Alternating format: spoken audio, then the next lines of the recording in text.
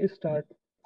यह याचिका पूर्व सांसद एवं विधि मंत्री डॉक्टर अश्विनी कुमार के द्वारा प्रस्तुत किया गया था, जिस पर अंतिम निर्णय आना शेष है।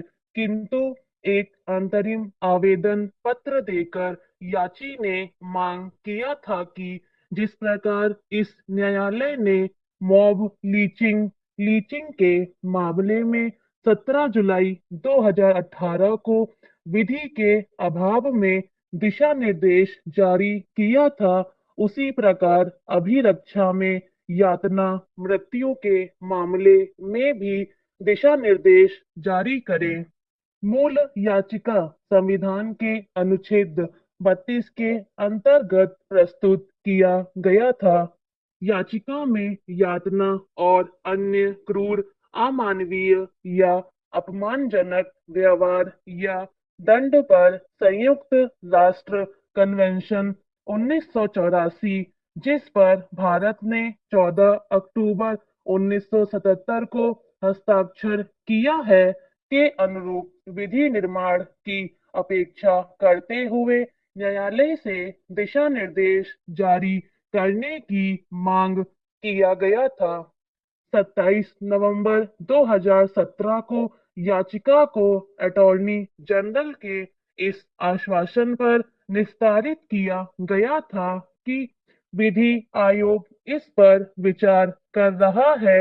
याची का कहना था कि मानवाधिकार आयोग, संसदीय समिति और विधि आयोग की रिपोर्ट के बावजूद अभिरक्षा में यातना पर सरकार ने अभी तक कोई कानून नहीं बनाया है। अतः विधि निर्माण में सरकार की निष्क्रियता, विफलता पर न्यायालय अनुच्छेद 141 और 142 के अंतर्गत अपने क्षेत्राधिकार का प्रयोग करते हुए अभिरक्षा में यातना पर संयुक्त राष्ट्र कन्वेंशन के अनुरूप विधि निर्माण हेतु संसद को आवश्यक दिशा निर्देश जारी करें अथवा स्वयं समुचित आदेश जारी करें।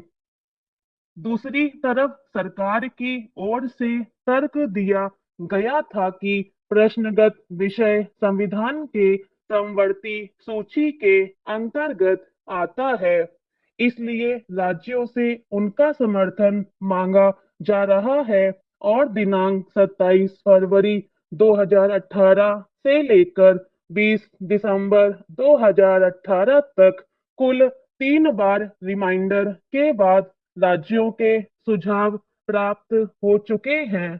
शपथ पत्र 12 फरवरी 2019 और अब विधि निर्माण पर सक्रियता से विचार कार्य हो रहा है।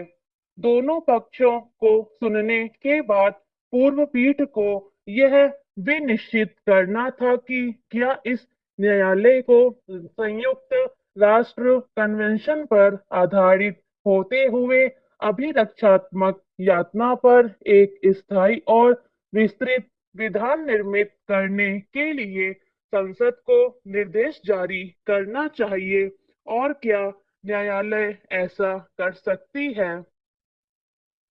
भारत में लिखित संविधान है जो सर्वोच्च है, जो राज्य के तीनों शाखाओं अर्थात विधायिका, कार्यपालिका और न्यायपालिका के शक्तियों, कार्यों एवं भूमिकाओं को विभाजित करता है।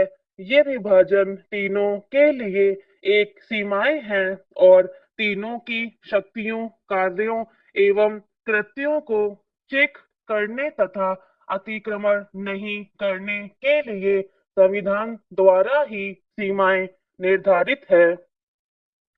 सभी संस्थाओं को अपनी सीमाओं में रहते हुए ही कार्य करना चाहिए और अन्य के क्षेत्राधिकार में हस्तक्षेप नहीं करना चाहिए। दूसरी तरफ तीनों अंगों को एक अच्छे प्रशासन के हित में एक दूसरे का सहयोग भी करना चाहिए। यह अर्थों में विधि के शासन को सुनिश्चित करता है। यह चेक एंड बैलेंस के एक प्रणाली का सृजन करता है। शक्ति पृथक्करण का यह सिद्धांत हमारे संविधान का आधारभूत ढांचा है। केशवानंद भारती श्रीपाद गलवारू बनाम केरल राज्य और एक अन्य राजस्थान राज्य और अन्य बनाम भारत संघ और अन्य आईआर द्वारा बनाम तमिलनाडु राज्य और तमिलनाडु राज्य बनाम केरल राज्य।